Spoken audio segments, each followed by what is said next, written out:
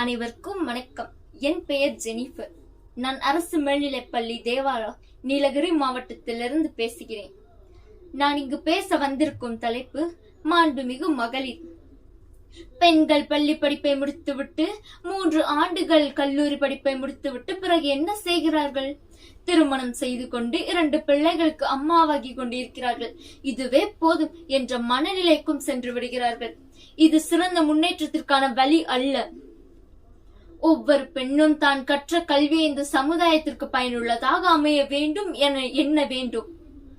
ஒரு நாட்டில் உள்ள ஒரு பெண் கல்வி கற்காமல் இருந்தால் கூட அந்த நாட்டின் வளர்ச்சிக்கு மிக பெரும் தடையாக அது வந்து விடுகிறது என்பதை நினைவில் வைத்துக் கொள்ள வேண்டும். இந்த நாட்டில் உள்ள ஒவ்வொரு பெண்ணும் கல்வி கற்றால் மட்டுமே இந்த நாட்டின் வளர்ச்சிக்கு அவளது கல்வி மிக பெரும் ஒரு வளர்ச்சியை உண்டாக்கும். எந்த கோணத்தில் இருந்து பார்த்தாலும் இது ஒரு ஆணாதிக்கம் நிறைந்த உலகம்தான். இந்த உலகத்தில் நீ துணிச்சலோடு வாழ வேண்டும் என்றால் கல்வி என்ற போரில் களமாடி வாகை சூடினால் மட்டுமே அது சாத்தியம். இதேபோல் செல்மா லாகர்லவ் என்பவரும் சாதனை பெண்தான்.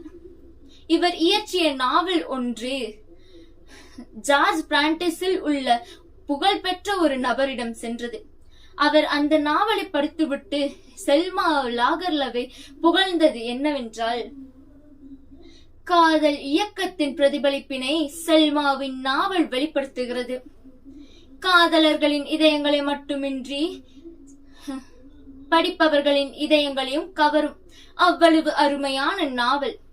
இந்நாவலை பற்றி கூற வார்த்தைகளே இல்லை என்று புகழ்ந்தது மட்டுமின்றி ஆஹா ஓஹோ என்று புகழ்ந்துள்ளார். இதேபோல் பலரும் உள்ளார்கள்.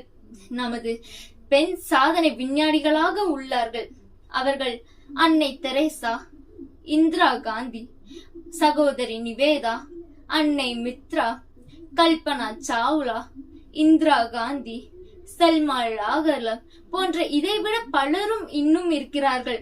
இதேபோல் நாமும் இந்த காலத்திலும் நாமும் அதே போல் பெண் சாதனை விஞ்ஞானியாக இருக்க வேண்டும் என ஒவ்வொரு பெண்ணும் நினைத்தால் மட்டுமே இந்த உலகில் உள்ள அனைவருக்கும் கல்வி கற்க முடியும்.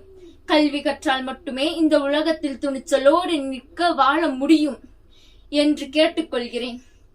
ஒவ்வொரு பெண்ணும் கல்வி கற்க வேண்டும். ஒவ்வொரு பெண்ணும் கல்வி கற்று இந்த சமுதாயத்திற்கு பயனுள்ளதாக அவள் இருக்க வேண்டும். அவளது கல்வியும் இருக்க வேண்டும் என்பதை கூறிக்கொண்டு விடைபெறுகிறேன். நன்றி, வணக்கம்.